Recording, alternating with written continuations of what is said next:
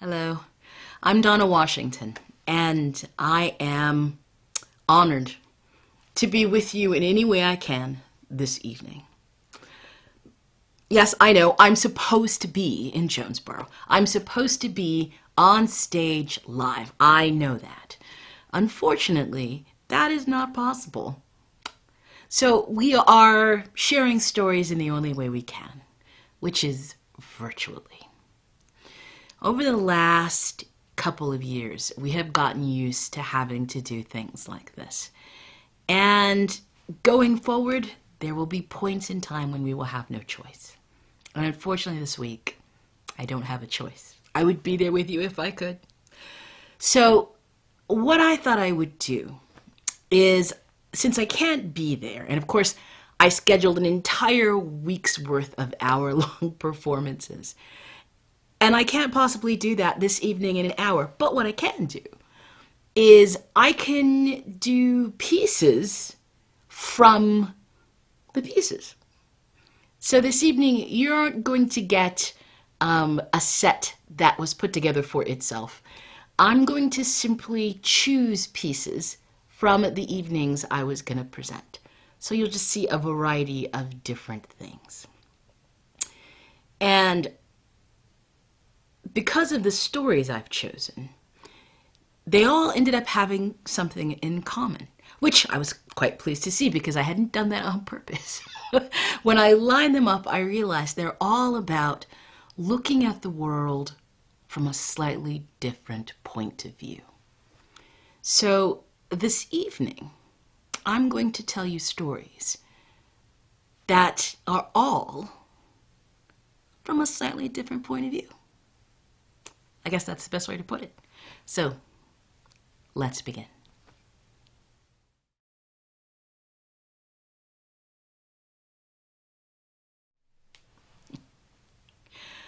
So at one point, gosh, it's gotta be 9 or 10 years ago, I guess, I was in Lafayette, Georgia. Not Lafayette, Georgia. Lafayette, Georgia. And I was there performing for summer reading in one of their libraries. And I'd come in the night before because I was going to be featured on their local cable access television station. And they told me that they just wanted to talk about what I was going to be doing in the library, and they wanted to chat about, my journey as a storyteller. And I said, great, no problem. So I show up at the studio, and I'm there with a couple of other children's performers, and I was the last person that they interviewed. And I must be honest, I was sitting in the little green room reading. I wasn't necessarily paying attention. So they invited me in, and we were talking, and it was great. And then they did something that I really hated when interviewers doing, especially if you're doing it live, where at the end of the interview, the young man says, okay, so do you have a 2-minute story for us? I suddenly thought, what? You're not supposed to like hijack someone at the end of an interview and ask them for a 2-minute story. I guess I should be used to that, but it always comes out of left field for me. And I suddenly thought, 2-minute story, deer in the headlights. And then I remembered this joke. It always ends up like this. It's a joke that I knew as a kid. And actually, I've seen it told as a story by Priscilla Howe. She does an amazing job of telling the story. So I thought, I'll do like a hybrid joke story thing. And I think I could make it last 2 minutes.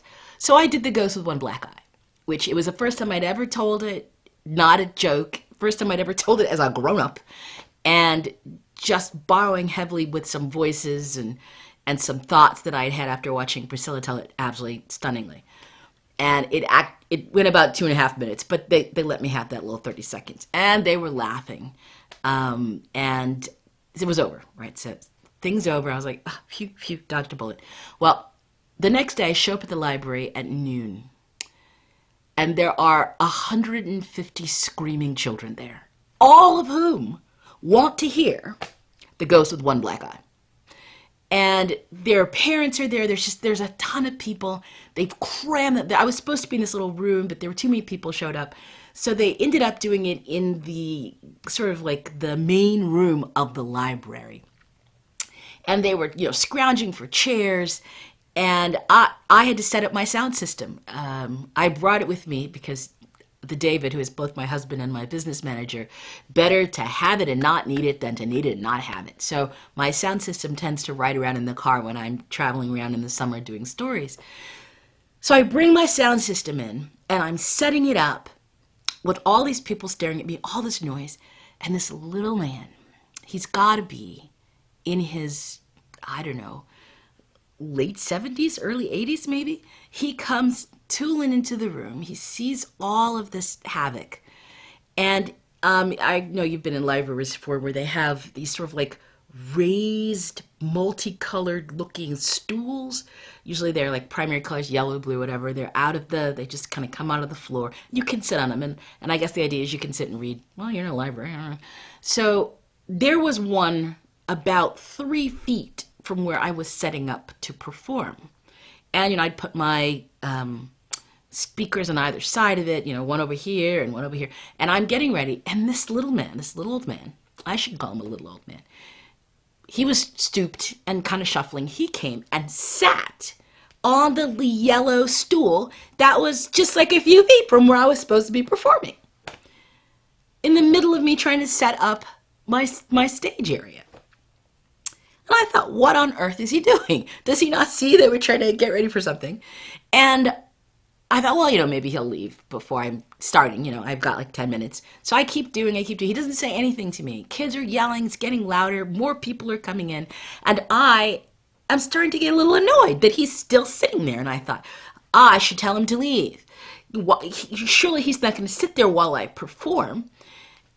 That's just throwing me off. There's like somebody like right outside of my peripheral vision staring at me from the side of my head. I thought, is he really going to sit here this entire? And I was starting to get kind of worked up. And then I just took a breath. And I thought, you know what?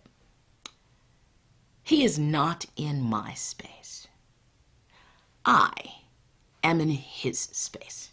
I mean, this is not my library. This is the first time I've been. Well, it's not really the first time. It's like the second time. But I don't live in Georgia. I live in Fayette, Georgia. I don't live here. This gentleman lives here. This is his library. For all I know, he comes in here every single week and sits right there and reads or does the crossword or reads a paper, or maybe someone is going to come and pick him up and this is where he sits before they show up. So he is not in my space. I am in his space. And as soon as I changed my perspective, my point of view on what was going on, I just felt really thankful that he was not having a fit, that I was in his space, that he was willing to share it with me. And as soon as I thought about it like that, I just relaxed. And I had an absolutely fabulous time telling stories to all of these families. And not a person asked me, is he with you? Nobody asked.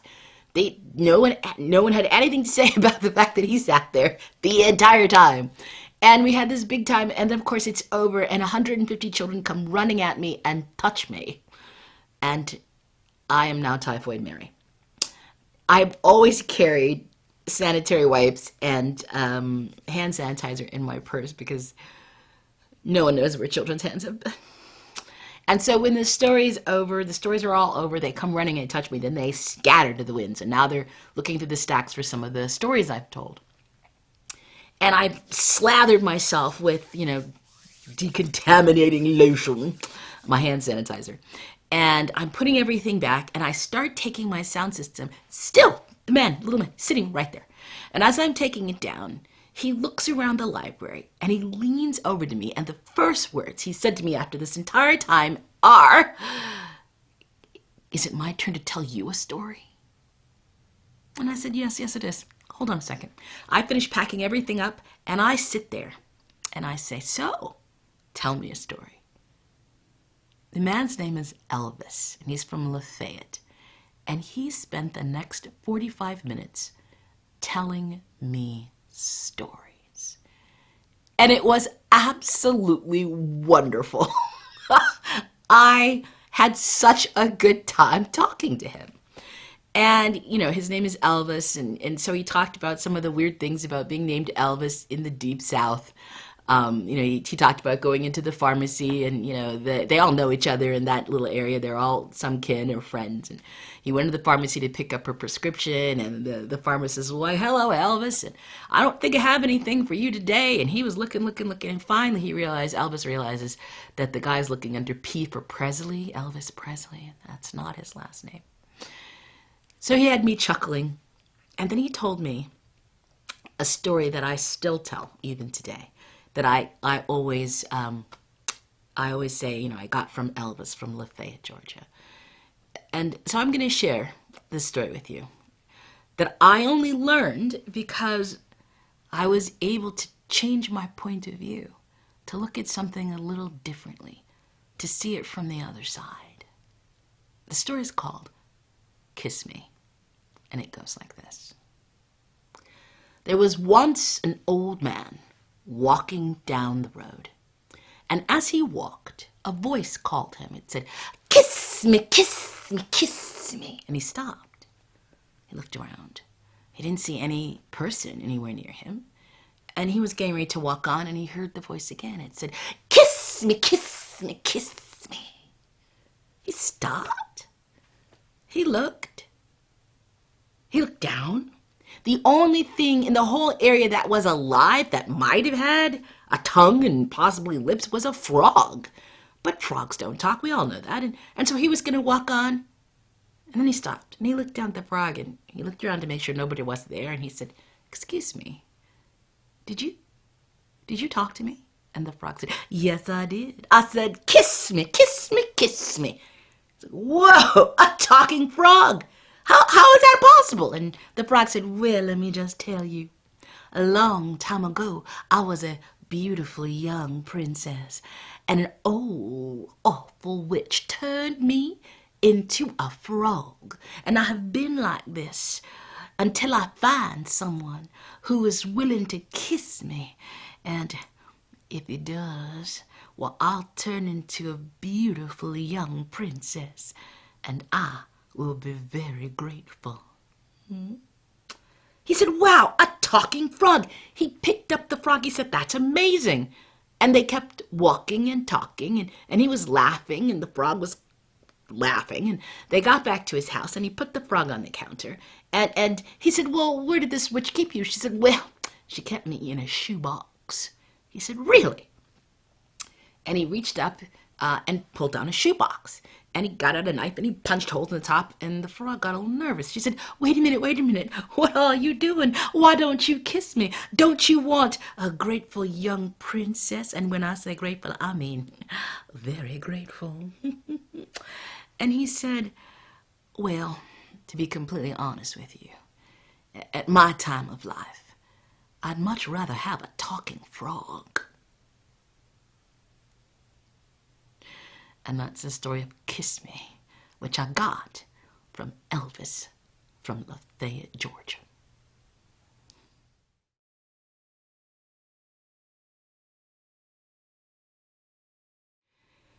Sometimes when I think about what it means to look at things from a different point of view, I think about the stories we tell ourselves, the ones we are so sure are true, a true representation of the world. And we're always astonished when we encounter someone who sees the world from a completely different point of view. I am someone who absolutely is fascinated by politics. Fascinated with it because politics is about stories. It's about the stories you believe are true and the stories you're trying to make come true. And I have been both fascinated, saddened, excited, shocked, all the things you can think of when it comes to looking at how we deal with politics. Because politics, in a lot of ways, is really the story of the country. It's the story of how we see the country, how we see ourselves in the country, and how we see our fellow human beings. And what I have come to is we all have our ideas about what we think is happening. And we're pretty sure that the people we're talking to, they're talking to us on the same level. We're talking about the same things. But we're not. A lot of the times we're not. And so I have an entire piece I do called Chairs in the Trees, which I was going to do this week, which actually follows my travel across America during the time Obama was in office. And during that time, racism got really weird in America. Because now when I say weird, I mean we had a black president. And so for some people that meant that we were beyond racism, like it was all solved, all healed, we have a black president. Which means that anything you say can't be racist or post-racist. Nothing is racist anymore. So people said and did things to me while I was traveling that were absolutely shocking to me. And so I gathered up some of the most memorable ones and I put them in this piece called Chairs in the Trees. And this is a story that comes from that program. You see, at one point, I was out west. I was out west performing. And these days they don't do it this way, but back, when Obama was in office, back in those years, if you flew in, what they wanted to do, what the Arts Council wanted to do, is they put you up with a board member who had, well, most of them had families that had gone off, grown up and left. And so lots of them had big houses with like extra apartments or extra rooms.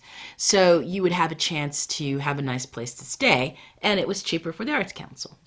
Well, the very last time that they put me up with one of the board members, I flew in, picked up my car from the airport, drove to their house.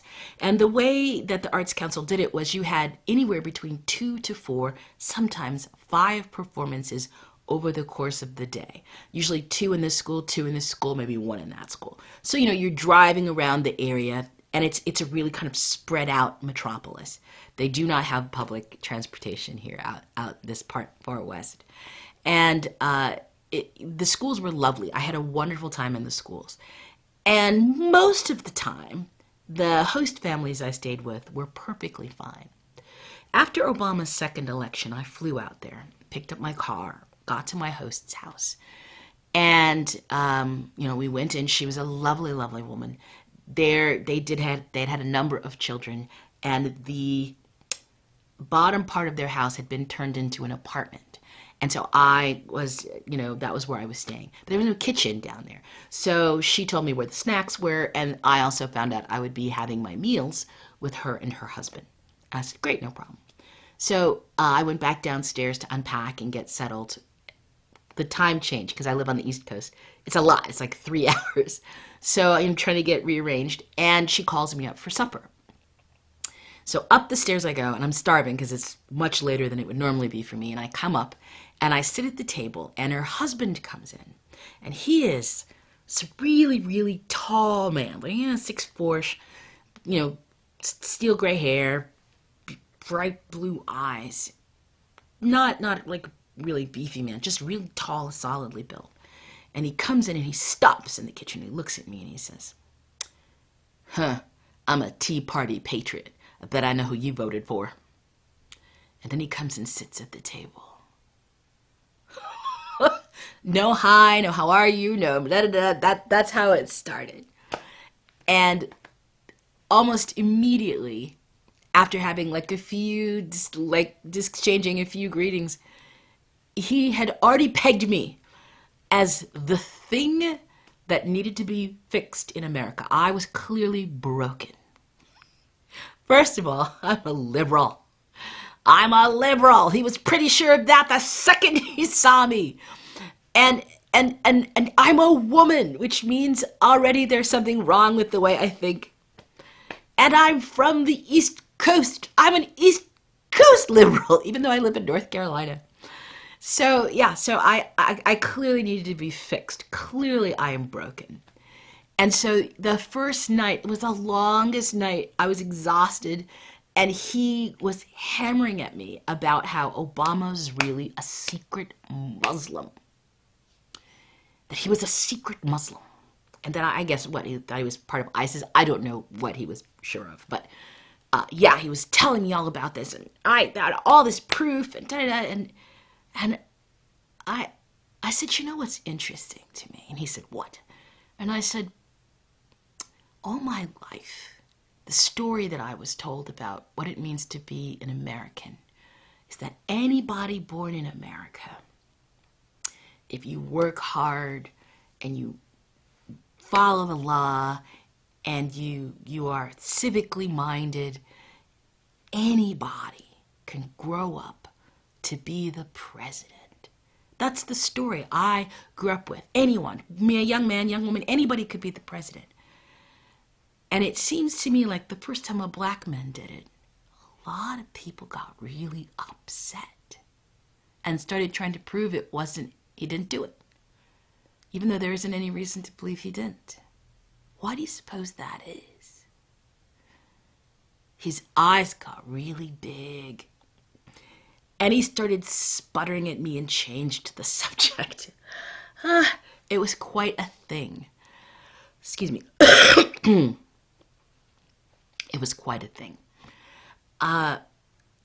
Dinner wrapped up shortly thereafter, and I went downstairs and slept ever so briefly before I had to get up again and start performing. So I had a long day of telling stories. By the end of the day, it took me almost an hour and a half to drive back to where I was staying. And then the next night, we had to discuss Rush Limbaugh and guns. That was what he wanted to talk about. And he was going off about how people were being really rude to the NRA. And so finally I just said to him, and he brought up, of course, Trayvon Martin, and I said, you know, what happened with that was there was a kid with candy in his pocket, and he was just trying to walk home. And that dude called 911, and they told him, don't approach him. And so this older man with a gun stalked him and then shot him to death. And then because he claimed to be frightened or he was defending himself against a kid with candy, he got off scot-free. And he said, well, that's one version. I said, and the reason why he could do that is because in Florida, the law says if somebody scares you, you can kill them with a gun. He said, that's not what it says. I said, that's exactly what stand your ground means. You have no responsibility to retreat. If you're terrified, you may kill someone. And then I pointed out that around the same time, there was a woman of color, black woman, whose daughter was being abused by her ex, and he's a white man, and she shot him, and the woman went to jail. And he said, well, I don't know. I said, you can look into this. You don't have to guess. There's no... And he says, well, that's a bad law. If that's what the law says, that you're scared you can shoot someone and it's not being applied properly, then that's a bad law. I said, I agree. It is a bad law. He says, well, I'll have to research that. I said, you go right on ahead. So Wednesday night, after another long day of performance, we're sitting at the table. And he says, well, I looked it up, and that's what stand your ground says. It says if you have no reason to retreat, and if you're scared, you have probable cause to shoot someone. But that's a bad law. I said, I agree, that's a bad law. And then we spent an evening talking about taxes, and climate change. So he was going on about how the community, they keep their taxes low, but every now and again the government gets all in their face and tries to raise their taxes. And he talked about how there was this referendum and they were trying to raise their taxes, but they defeated it. They didn't let them. And I let him go on, and then I said, so how are your libraries? And he stopped and said, well, they've been cutting the hours of the libraries and they fire the librarians. Our libraries aren't really good. They haven't bought books in the last while. And he just went off about how they have been cheating the libraries. And I said, could the referendum have had something to do with civic responsibility, like, funding your libraries? Well, no, they said that, but they didn't mean it. They just punished us because we wouldn't pass that law, so they cut the hours of our... I was trying to understand how he thought they funded the libraries. I couldn't even begin, because his wife is an ex-librarian, and she sat at the table every night, these 3 nights. She didn't say a word. She sat at the table saying nothing. And so once we got to the point where I was asking him what he thought taxes were for, he got really frustrated. And then he switched the conversation to climate change. And that's when he was talking about how they used to get the National Geographic, but they don't get it anymore because climate change is not real. And he just went off about how climate change was not real. So I tried to change the subject, and I said, oh, your gardens are really lovely. And he said, oh, they used to be better. And then he talked about how before there was all these things you could grow, but now it's just gotten so hot and dry all the time. And I couldn't help it. I should have tried really hard to not do it, but I couldn't not do it. I just looked at him and said, gosh, it's almost like the climate is changing. And he went, anyway, I couldn't take it after that. After Wednesday, I'd had enough. And I went down Wednesday night after dinner and I put a blast down on my Facebook page. Hey, I'm in this part of the country. Is anyone else here who would love to go to dinner with me? So Thursday, I didn't come back. I called my host and I said, I'm going to be out and I won't be back for dinner. I'll be home late. I'll just let myself in. She was like, oh, okay, no problem. So I didn't have dinner with them on Thursday. And then I made some excuse and I was gone on Friday. And I was flying out Saturday, so I had managed to not have to deal with this for 2 nights. I was very proud of myself. So I come in late on Friday, and I actually had dinner pretty early. I just was out. I do believe my friend Liz Ware was in town, and I had driven out to watch her perform, and then driven back, got home like around 11:30 or something. And luckily, of course, I had to fly out the next day. It's all over, and I let myself in. And I am a little hungry. I'm a little peckish. And I remember where my host said the snacks were, so I went to get some snacks, and I turn around, and he's standing in the doorway. And I had one of those moments where I was scared. The house is dark. It's quiet. I have only ever had uncomfortable interactions with this man. And I have no egress. Like, I can't get out of the kitchen. He's standing there. And it's partially dark in there.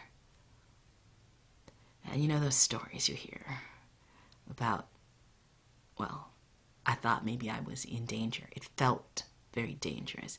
And I just remember holding a muffin, standing there by the sink, trying to decide if I was close to weapons and if I could get hold of something if he came at me. And I'm not a small woman, and I don't usually feel small, but I felt really vulnerable and very scared, especially because he was talking to me and there was something hard and uncomfortable in his words. And he felt very threatening. And I was trying to figure out what I was going to do. And I know that I was answering him, but I'm not sure what I said. And then I started listening to him, really listening. And I realized that he was frustrated and he was angry. And he was angry with me, but only in a kind of weird, glancing kind of way. He was telling me that everyone he knows, all the men at his shooting club and where he hangs out at the bar, all of those guys feel the same way that he does. They're all scared. And that hit me as weird. Like, what is he scared of? He's like a really well-off white dude living in this wonderful house in this perfectly lovely community. What's he scared of? And what he's scared of, he tells me, is that they are coming for everything he has. that they are going to take his guns, and they are going to take his health care, and they are going to take his freedom. They're going to take his rights away from him. They're coming for him. They all are coming. And everyone he knows feels that way. But the kinds of things I was saying to him run counter to that. It's like, because at one point I'd asked him, I said, we've had liberals in power a long time. They keep coming into power. Has any of them ever come to this house to get your guns? Who do you think is coming for you? I asked them that earlier, and now he was telling me who was coming for him. They were coming for him. And when he said they, I think he was talking about, I don't know, liberals? We're coming for him. We've come to take things from him. And as he was going on about this, and about how disturbing it was to him, that the things I was saying to him could be found to be true, like they were findable. It's not like there's mystery. If you want to know what a law says, you can just go read it. You don't have to take anyone's opinion about it. If you're curious about how someone lives and they're really a public figure, you can go and look and see what they're doing without worrying about what someone's opinion about it is. If you want to do your own research on what's actually happening, go and look what actually happened. These days, it's kind of easier to do that now if you listen to what someone says about it. But just what a law says straight up, you can go and read it. They publish those things. And this is what I'm saying to him. The problem isn't that you don't know these things. It's that you are listening to what people say about them. I'm trying to say this to him. He says, I don't know what to do. I don't understand how what you're telling me could be true. And then I had a moment where I suddenly saw all of this from his point of view, where everything flipped and I understood what the problem was. It's not that we live in two different countries. It's not that we have different ideas about, people.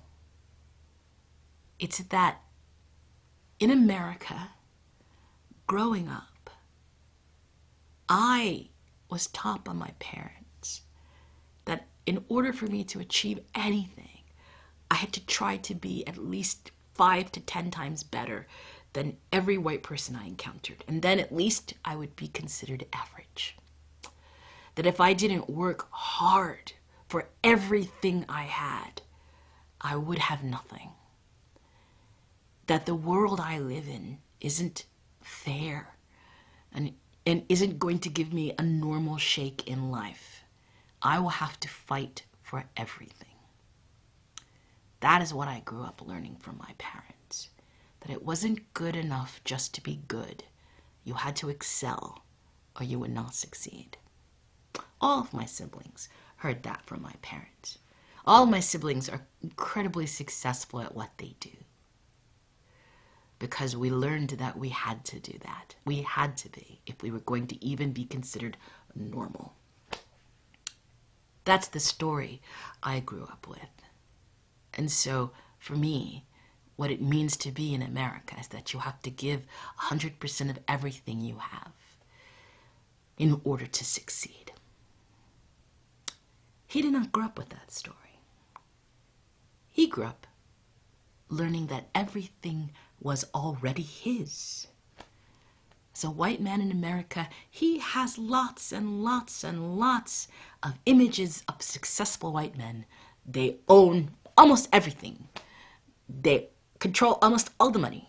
They control almost all the government. They control almost all the companies. And when he grew up, they controlled all of them. There were no people of color pretty much doing anything except, playing sports maybe, I don't know. They weren't on the TV. They weren't on his television shows. They weren't anywhere. It's just mostly white dudes. He grew up learning that the world was his. And so for him, everything in the world is like a pie. And there are only certain slices. And this world has always told him that the pie belongs to him. Which means if I get even one piece of that pie, I took something from him.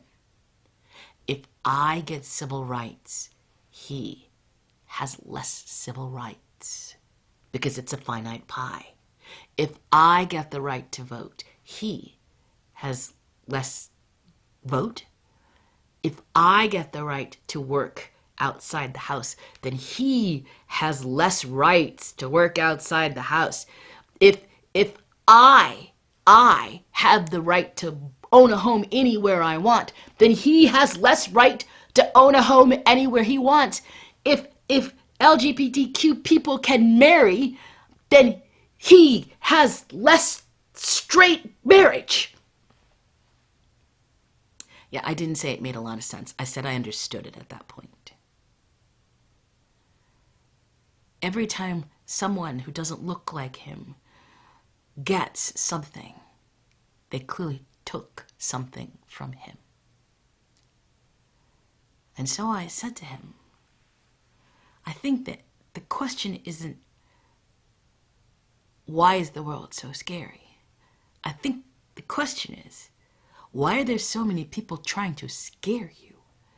Maybe the answer is, you turn off the people who are trying to get you to hate everyone who doesn't think the same way that you think.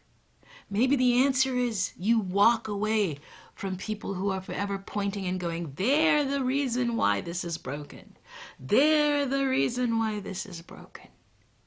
Maybe the answer is, you turn the heat down and just try to listen to people. I think you'll be surprised at the number of people who aren't trying to take anything from you at all. They're just trying to survive.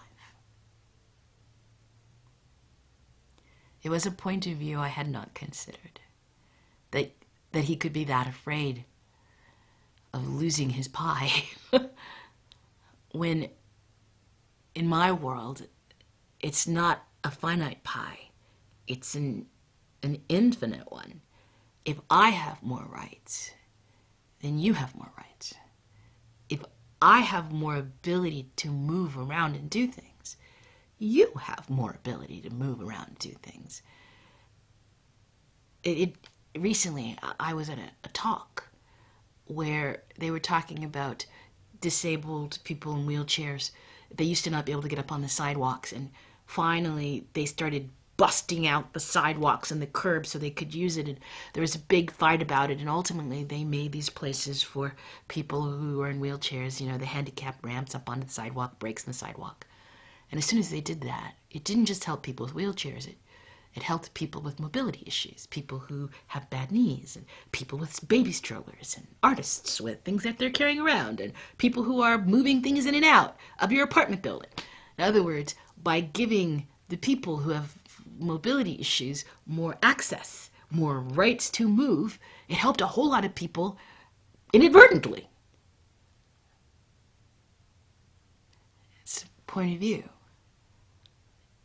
You don't lose things when there's more to share. You gain other options. That isn't the point of view that he had. It was all about people taking things from him. And we talked quite a lot that night after I realized that that was his issue. And by the end of it, he started laughing and he said, you know what? I said, what? He said, you and I should form our own political party. I said, really? He said, yes, because we have the same values and we have the same beliefs and we care about the same things. Okay. And he got out of the way and I went downstairs and ate my muffin. The next morning I got up and he was in an incredibly good mood, and he told his wife that he and I had talked about it, and we were going to form our own political party because we had the same values and the same beliefs and the same understanding about the world. And I packed my stuff, got in my car, and got the hell out of there. And while I was sitting in the airport after dropping off my car, I actually kind of had a laugh to myself. I thought, yeah, one point of view is that we looked at each other's lives from different points of view, and we saw a way to go forward. But I thought about my mom, the one who told me you have to work really hard just to get by. And I thought, what would her point of view be about what just happened? And I thought, yeah, I know what it would be. It would be one that's an old, old story in America. A white man came into a kitchen and made a big mess, and the black lady had to clean it up. But then again, I suppose it all depends on your point of view.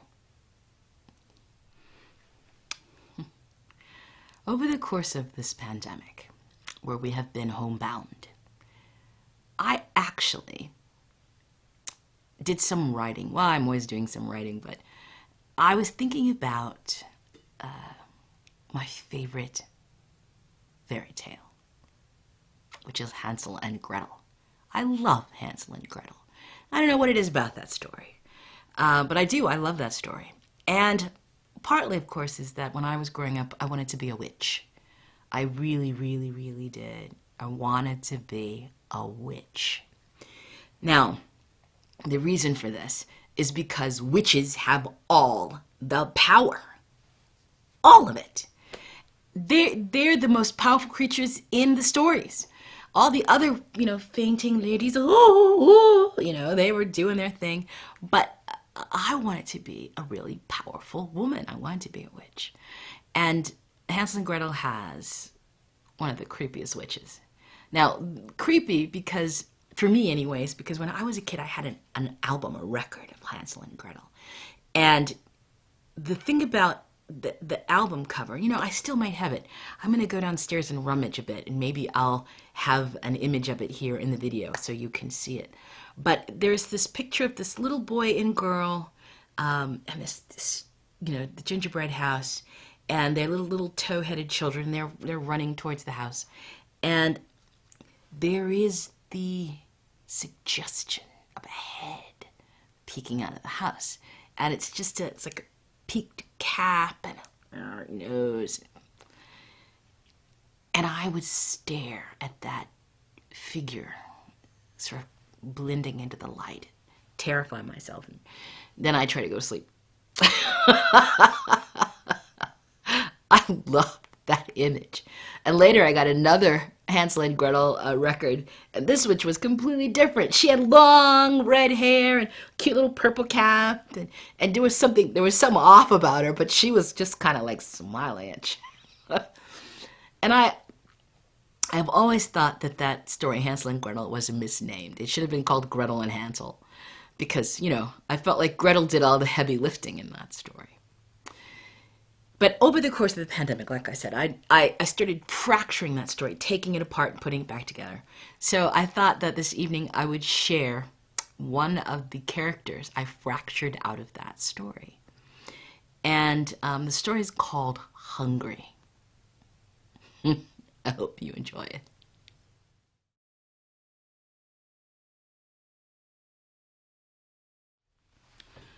Oh.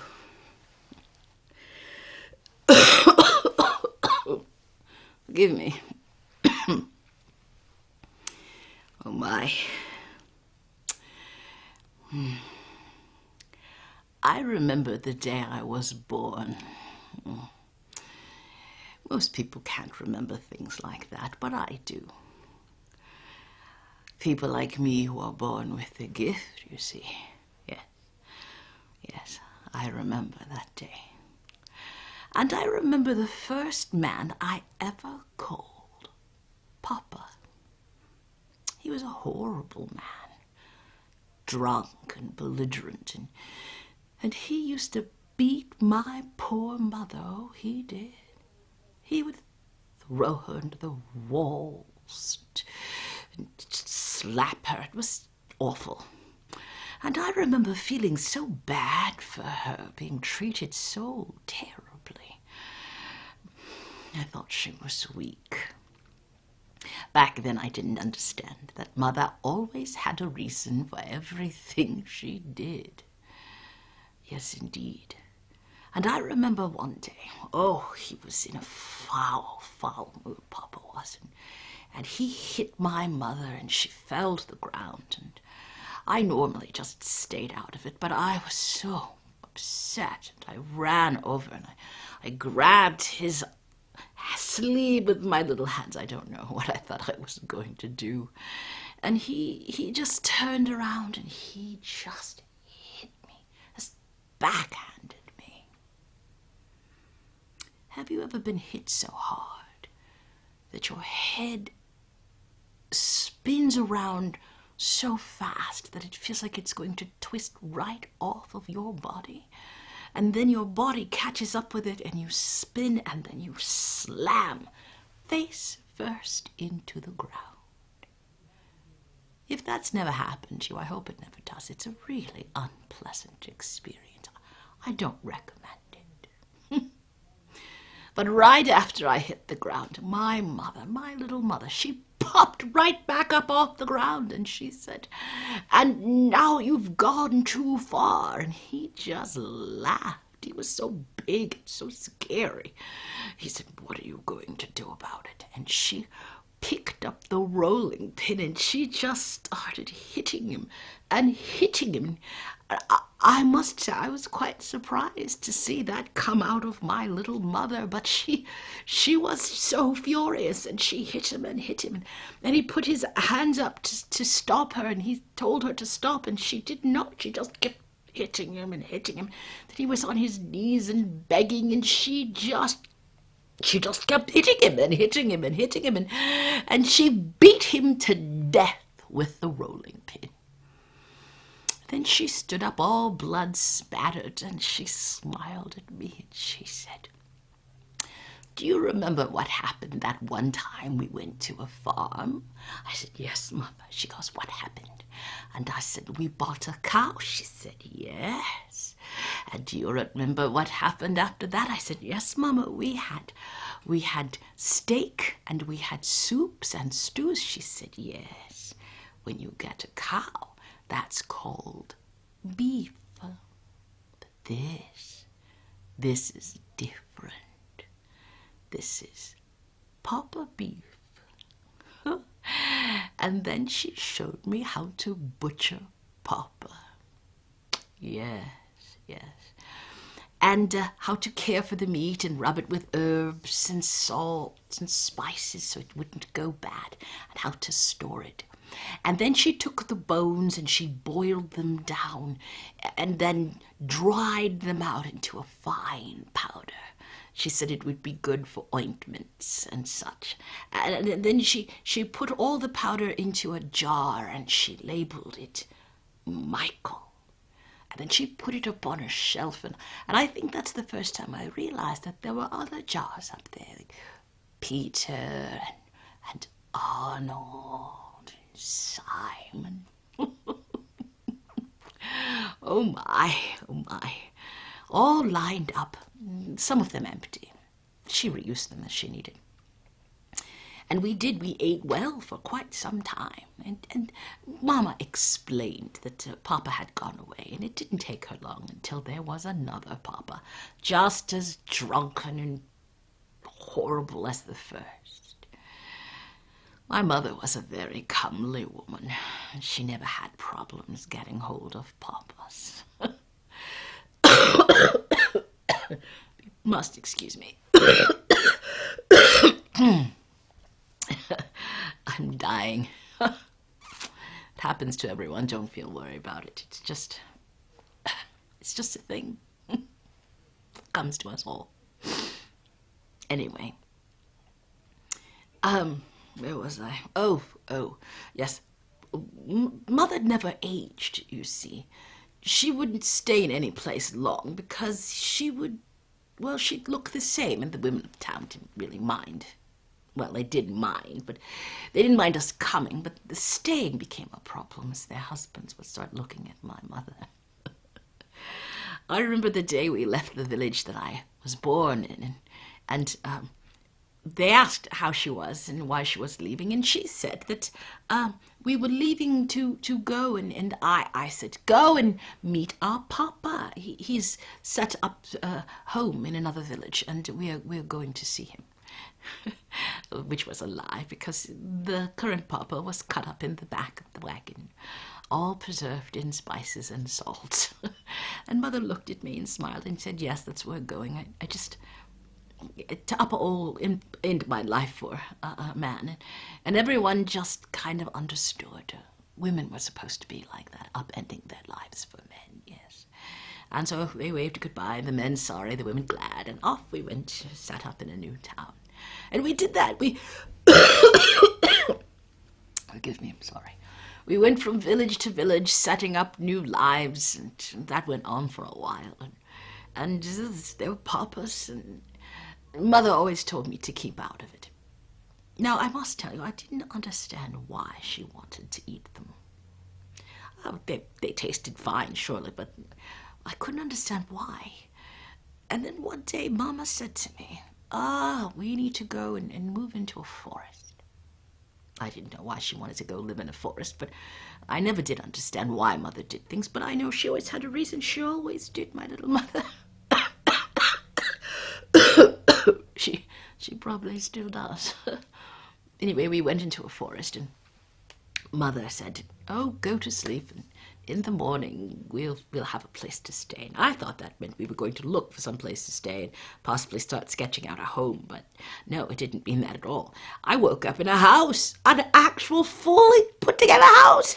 Oh my goodness, I was in a little bed. I asked my mother how that had happened, and she didn't say anything to me about it, really. I was growing up, you see, and I was never as comely as Mother. Men didn't look at me the way they looked at her, but that was all right because, yeah, I didn't really have a thought about them. They're really only good for eating, as far as I knew, and we were near a crossroads, and so travelers would stop by and stop in, and Mother would look them over, and every now and again she'd pick a papa, and he'd live with us for a while, and he'd beat her up, and then we'd eat him. But as I said, I was growing up, and I was losing my taste for men. And Mother and I started having disagreements, and I felt the need to leave. And I told her such, that I was going to go, and she, well, I think she was upset that I was leaving, but only in the sense that I was going. I think she was ready for me to go. She gave me a purse, and she said it would never run out of money. It was enough to get me started and let me go out into the world, and so I took it. And I must tell you, I traveled. Oh, my heavens, I traveled. I saw things I never thought I would see. I lived in amazing cities, and all the while that purse never ran dry. I stayed in the finest of accommodation that would allow for a woman to stay without man as escort, and I learned to cook. Oh, I learned to cook, and I always had a sweet tooth. Oh, I did. I learned to make marzipan and cookies and gingerbread. Oh, gingerbread, my goodness. Oh, and licorice and so many things. I was in so many kitchens, and in all the time I never ate anybody. I had no interest in, and I didn't take lovers, and I made dear friends, but you know, they were all very short-lived. I would get the itch to leave, and I would move from place to place to place. I wondered a little bit if it was like Mother, but different in the sense that I never stayed anywhere very long, and once I learned what I wanted to learn, I was ready to move on. And I grew older. Mother never did. She didn't grow older, but I did.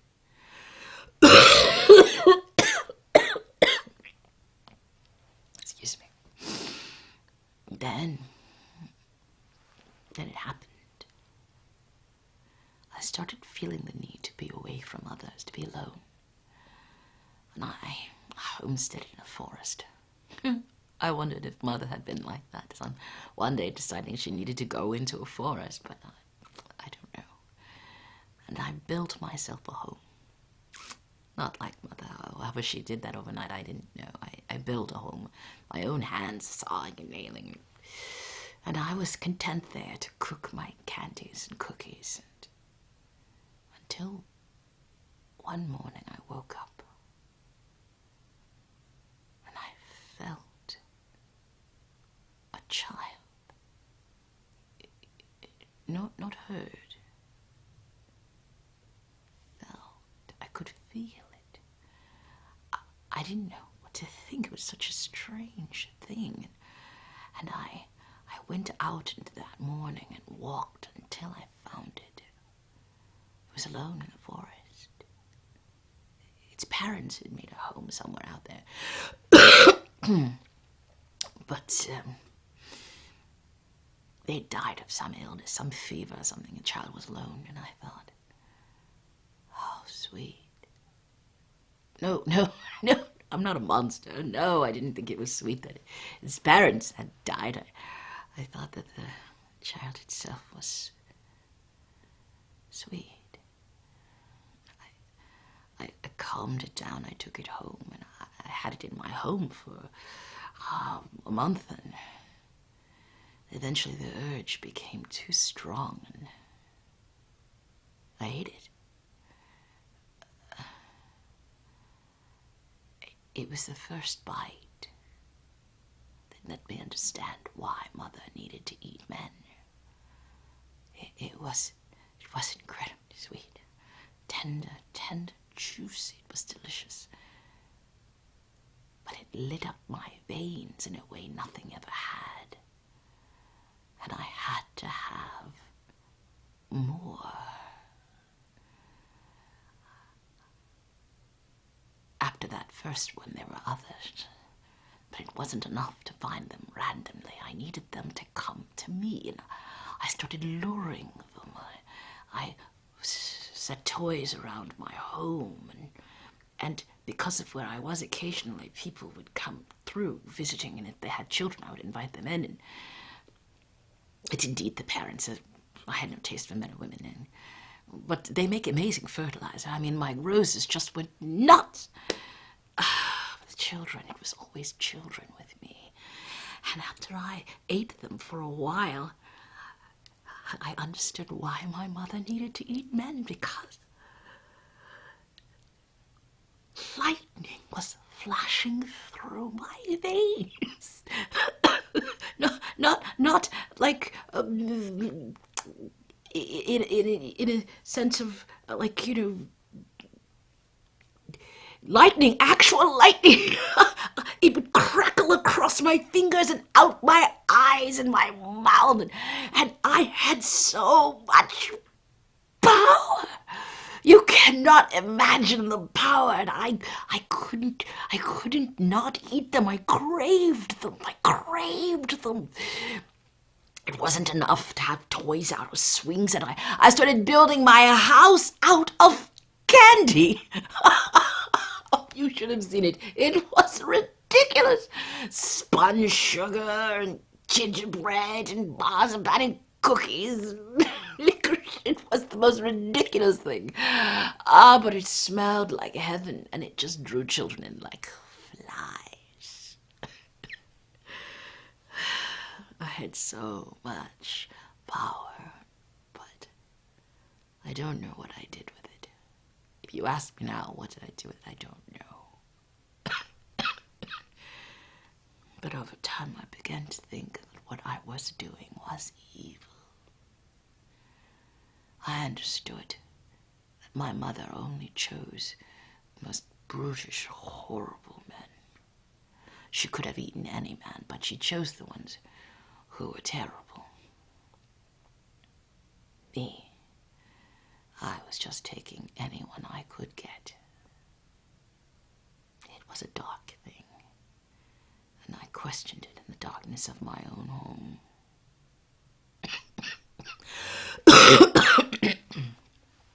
Soon, people stopped coming. Probably because our wood had a reputation of people disappearing. My own success come back to haunt me. And in those quiet times, I decided it was better for me to die. As the power leaves, so does my life, so does the spark of energy that keeps me moving. I will be gone soon. and it's probably for the best. I haven't had real food in a long time. Well, carrots and chickens and whatever, but that's not real food. So, my life is... Wait a minute. Wait a minute. Nibble, nibble like a mouse. Who is nibbling at my house?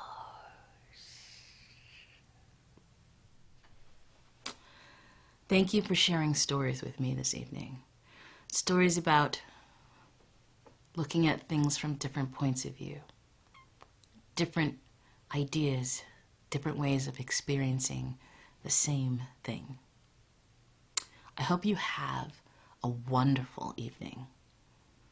And I hope that when we encounter people who think differently or look differently or sound differently or seem to be, well, I don't know, spewing nonsense as far as we can tell, that we have a moment where we try at least to see the world from a different point of view. Not that it will change what you're doing, but it may change how you think about the person you're talking to and how maybe we could go forward. Good night, everybody.